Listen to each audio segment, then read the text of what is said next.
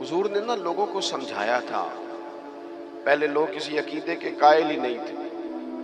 محبوب نے سمجھایا کہ دنیا مختصر ہے. حضور نے بتایا کہ مرنے کے بعد ہمارے لیے جو قبر ہے اس کو صرف ایک پہلو نہ سمجھ لینا، وہ گڑھا بھی ہے دوزخ کا لیکن وہ جنت کا باغ بھی ہے.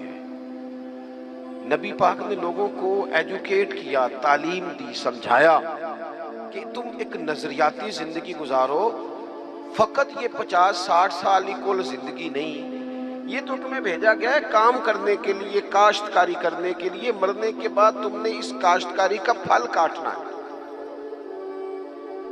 اب یہ تعلیم اتنی راسخ ہو گئی لوگوں کے دلوں میں، اور صرف لوگوں کو نہیں سمجھایا. وہ ہمارے ہاں پیران نظام یہ کرتے ہیں، لوگوں کہتے ہیں فقیر ہو جاؤ، فقیر ہو جاؤ، فقیر ہو جاؤ. لوگ فقیر ہوتے جاتے ہیں اور پیر صاحب امیر ہوتے جاتے ہیں.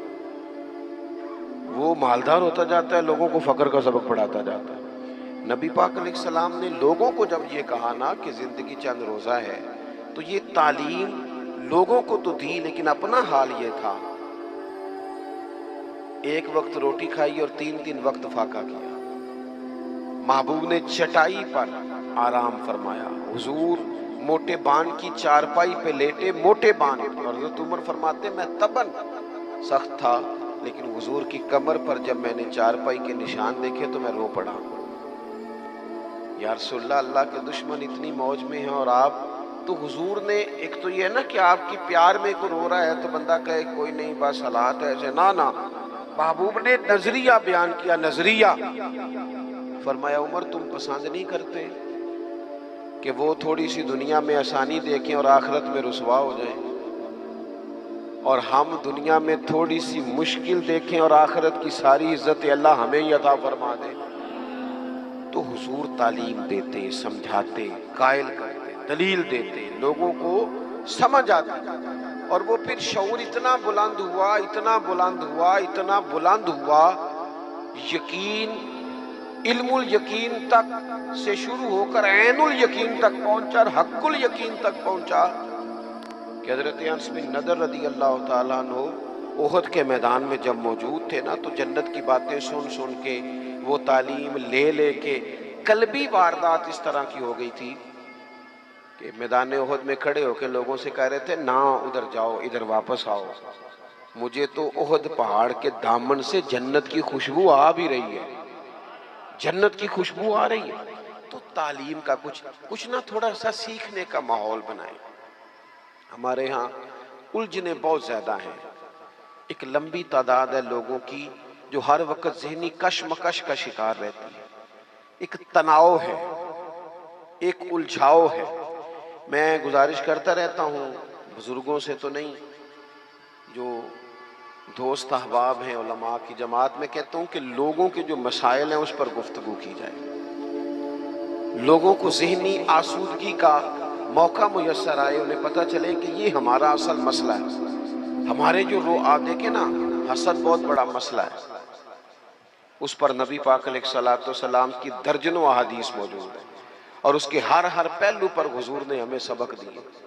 بغض پر، جھوٹ پر، بدی پر، خیانت پر، رزق حلال کے فضائل پر، محبت پر. یہ جو ہمارے مسائل ہیں، ہم اگر حضور سے سیکھ لیں. ایک جنگ بنی رہتی ہے گھروں میں، چوکوں میں، چوراہوں میں، آپس میں، دفتروں میں، کٹھے بیٹھنے والے لوگوں میں، حتیٰ کہ دینی ماحول میں بھی اگر چند لوگ مل کے کام کرتے ہیں تو وہاں بھی کچھ نہ کچھ آپس میں چیزیں دلوں میں موجود رہتی ہیں.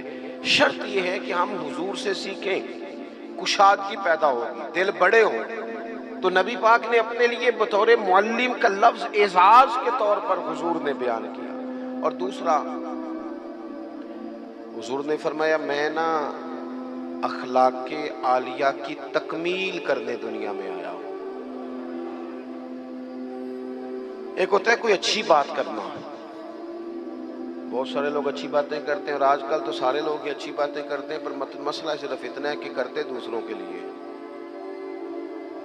جتنی اچھی باتیں ہو رہی ہیں وہ ساری اچھی باتیں دوسروں کے لیے. اگر وہ اچھی بات جو ہم کر رہے ہیں صرف وہ والی کریں نا جس پر ہم عمل کرتے ہیں، تو جو تبلیغ عمل سے ہوتی ہے وہ دیر پا ہوتی ہے، اس میں وسعت ہوتی ہے.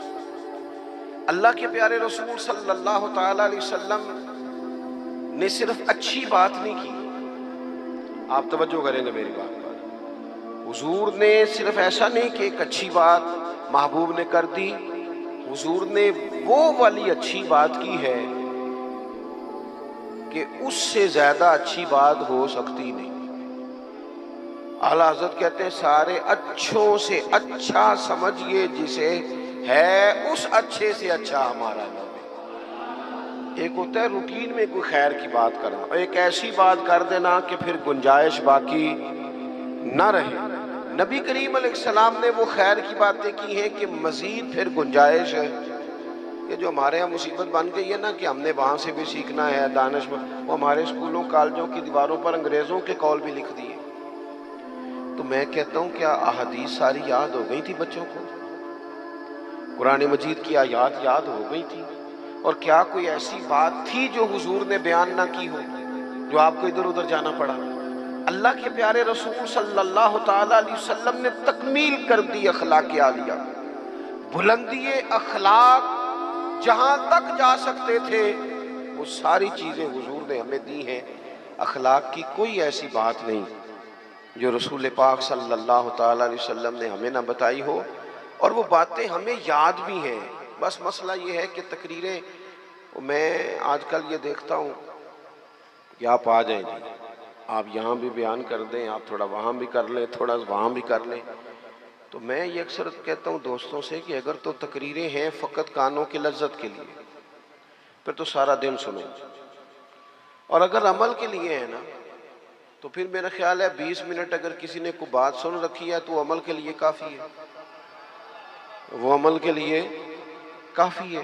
وہ بزرگ ایک مثال دیا کرتے تھے کہ ایک شخص نے کسی مولانا سے سن لیا تھا، بعض اوقات لوگ کھیتوں میں قضائے حاجت کے لیے جاتے تھے پیشاب کرنے، تو کہا سخت جگہ پہ پیشاب نہ کرو، وہ اس لیے کہ پیشاب کے چھینٹے پلٹ کر کپڑوں پہ نہ آئیں۔ تو اس بیچارے نے وہ مسئلہ سن لیا، وہ صرف نعرے والا نہیں تھا نا، عمل والا تھا۔ اس نے پھر نہ اپنی رومال میں ریت باندھ کے کندھے پہ رکھ لی، جہاں اسے قضائے حاجت کا موقع آتا وہ پہلے ریت رکھتا، اس میں وہ پیشاب کرتا تاکہ میرے کپڑوں کو۔ تو کسی نے کہا چل دوبارہ محفل میں جانا ہے، کوئی سننا ہے، تو کہنے لگا نہ بھائی بس، جو ایک مسئلہ سنا تھا اس کے لیے کندھے پہ ریت اٹھائے پھرتا ہوں۔ یہ ایک سادی بات ہے لیکن سمجھنے کے لیے ہے، اگرچہ آپ ہنسے پر سمجھنے کے لیے ہے نا، کہ جن کا عمل کرنے کا مزاج تھا وہ تو یہاں تک تھے، اور جن کا خیال یہ کہ اب ویکھیا ساڑی محفل ہوئی پھر راتی پھر آپ مزہ گیا ہے، او ہو کیا بھئی آپ نے اور میں نے یہی تو کام کیا ہے۔ نبی کریم نے بلند اخلاق سکھائے۔ ایک حدیث اگر میرے ملک میں نافذ ہو جائے نا، ایک، کتنی کہہ رہا ہوں؟ ہاں نہ نہیں کرتے آپ، ناراض ہیں؟ کتنی؟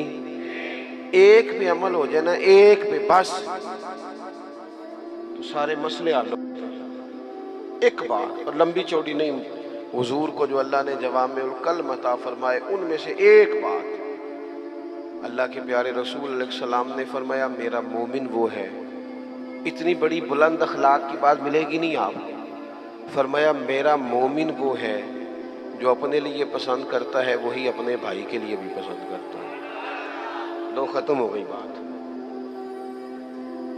آج کے بعد زندگی میں یہ ایک بات طاری کر لو، ایک صرف، کہ جو اپنے لیے پسند کرنا ہے وہی اپنے، کوئی ملاوٹ ہوگی، کوئی آدمی غلط چیز بیچے گا، کوئی غلط چیز بنائے گا، کوئی خرابی پیدا ہوگی، کیوں کہ اس نے نا، میں دکان پہ ایک دفعہ کپڑے خریدنے کے لیے بیٹھا تھا تو ایک صاحب کہنے لگے پیر صاحب یہ لے لے آتے، میں بھی پایا ہے۔ میں کیا سارے نو یو دیا کر جڑا آپ پانا ہے۔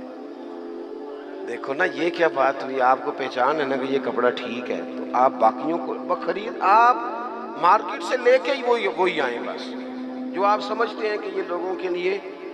کیوں ہم اس طرح کا کام کرتے ہیں؟ کیوں نہیں ہم سمجھتے کہ یہ غیر نہیں ہے، یہ ہمارے اپنے لوگ ہیں؟ یہ کیسے ہو سکتا ہے کہ کسی کے بچوں کو آپ ملاوٹ والی چیز کھلائیں اور بیماریاں آپ کے گھر نہ آئیں؟ عشق سرکار سے دل جسے نے سنوارا ہوگا اس کے قصے قسمت کا بلندی پہ ستارہ ہوگا، اس کے قسمت کا بلندی پہ ستارہ ہوگا، عشق سرکار